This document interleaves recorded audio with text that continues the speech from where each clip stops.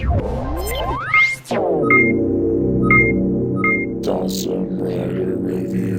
YouTube, Dawson Ryder here with a review of the Legacy Communicator from Mighty Morphin Power Rangers.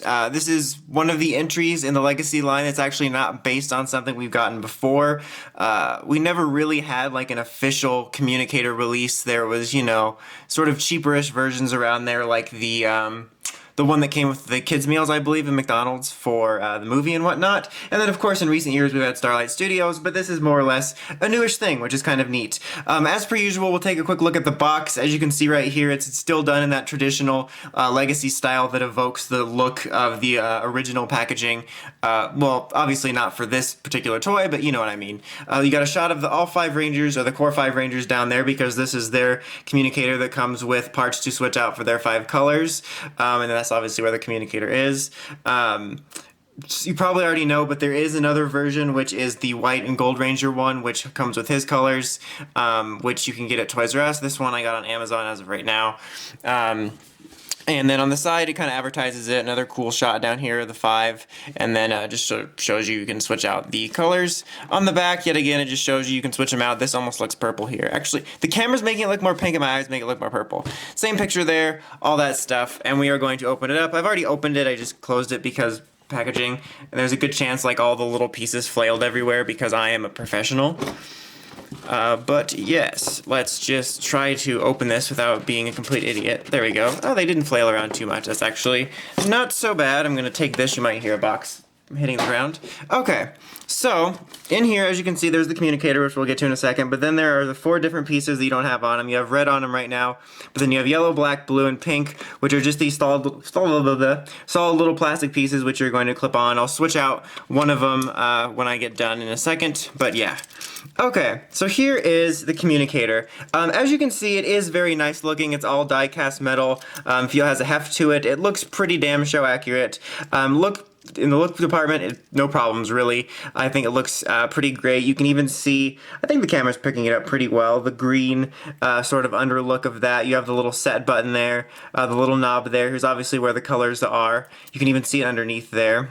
It takes some of those little annoying flat like C batteries or whatever. It does come with one, fortunately, so that's neat. The clasp here, it's just like the Starlight Studio ones. I actually have one I'll do a comparison to here in just a second, but you snap it in, and it's actually fairly big on my little chicken wrists. So it says even in the instructions you have to go to like a jeweler or some sort of watch shop or something. Just go see Siler apparently, and to get it adjusted, because it's basically the same type of clasp, which is just kind of annoying.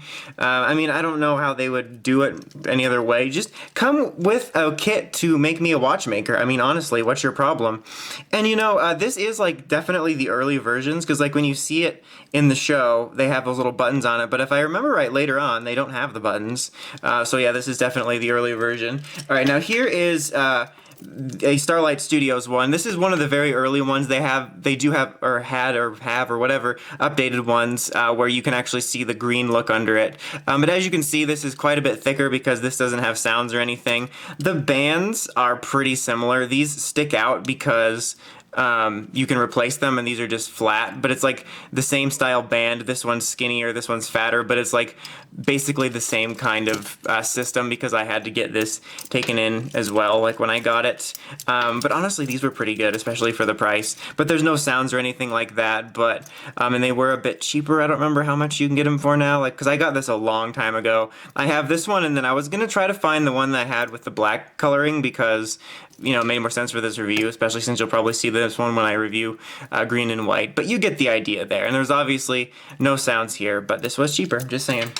And it looks fine for me. And I guess it's good, like, if you're a collector like me, and you can have this now for, like, display or, like, lighter wearing, and then you can just wear this out to conventions and stuff, which is what I do anyway. But anyway, yes, that is looks. Okay, so for sounds, when you press the button, it cycles through 3 different types of sounds. You first get the communicator noise, and then you'll get a randomized phrase, most of which are from Zordon. There's one alpha, which isn't even really a phrase, it's just I-ing, and then a teleportation noise. So let's go ahead and cycle through those. There's also lights that are going to appear here. Whoops. Whoop. I am the smartest person alive. Okay. Congratulations, Power Rangers, on a job well done. So those are the core three sounds that will cycle through. The middle one will change when you press through it, which I will do in a second. But real quickly, I'm going to cut ahead to it. If you just let it sit there, it will eventually make one of the other noises that you hear in the show, which is kind of like an idle noise, I guess. But you'll recognize it when you hear it if you've seen the series. So I'll just shut up for a second and cut to the future. There you go. Welcome to the future. So that's the noise. I'm sure you recognize it. It's one of the noises that's used in the series. Okay, so now I'm going to try to show off the other phrases, which is the second button. So teleport to the command center immediately. Oops. Power Rangers, I need you at the command center immediately.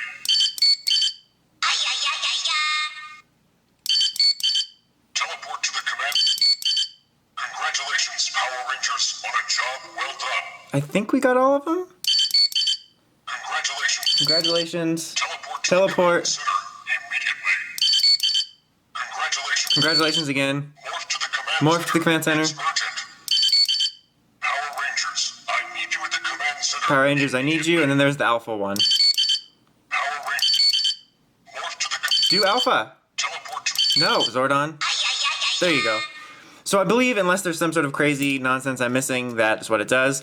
Also, if you hold down the set button, which just like pretty much with any roleplay legacy toy, it will play the theme. It's not just instrumental, it's the theme. I'm not going to show it because I will probably get picked up by the copyright bots, because that's what happened in my Legacy Dragon Dagger review quite some time ago. And I mean, there's a chance it wouldn't happen, but I don't want to risk it. And you know what the theme sounds like. You could literally just go Google the theme on YouTube right now or after this review or whatever, and you know exactly what it sounds like. But it does do that, to note. So yeah, honestly, the sounds aren't the greatest. The communication noise... Oh, the teleporting noise is neat, and that sounds fine, but... It's definitely the right tune, but it sounds off. Like, I've heard better ones for, you know, every single person's text tone at Morphicon. And it's just... And Zordon's doesn't sound anything like him. Alpha kind of does, but it sounds like they cut him off almost, which is funny considering what his phrase is. But I'm less than impressed by the sounds, honestly, considering, like I said, you can hear that ringtone from every single person at a Morphicon. The fact that those sound better and this doesn't, this sounds like a bootleg version, honestly. And the Zordon isn't that huge of a deal, but it would have been great if it sounded fine. Or just get a jump on it and put, you know, Bryan Cranston in there and just have him do Breaking Bad quotes. Just be like, you know, push it, doot, doot, doot, doot, doot, doot. I am the danger. Like, just, you know, that kind of stuff. Stay out of my territory.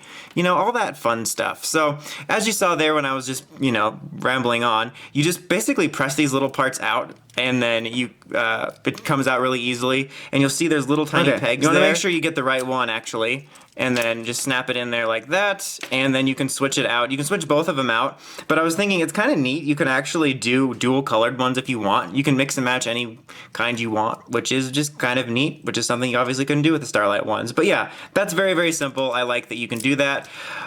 I get why they did it, you know, money-wise, but it would have been great just to get one singular release that had all 7 colors to swap out. It's just, it is a bit of an annoyance if you want, like, you know, like let's say your favorite Rangers are Billy and Tommy White Ranger, you'd have to buy both of them if you wanted them. So that is a bit annoying for sure.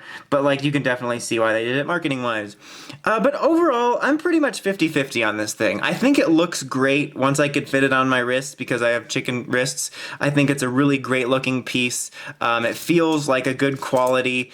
I like the idea of the sounds, but the sounds just are less than impressive, especially for the price you're paying for these. I believe this was $70, I believe, you know, $69.99 or whatever, if I remember right, from Amazon. And then the white and gold one, damn it, white and green, there we go, is $80. So definitely, if you want something that looks good and I think it's a good quality, I can recommend it when it goes down in price. But with the sounds being so lackluster, I don't think this is worth either price it's at right now. But anyway, until next time, make sure you check out the Crazy Podcast at WritersRangersRambles.com. And of course, don't forget to like, comment, subscribe. Until next time, Dawson Ryder, signing out.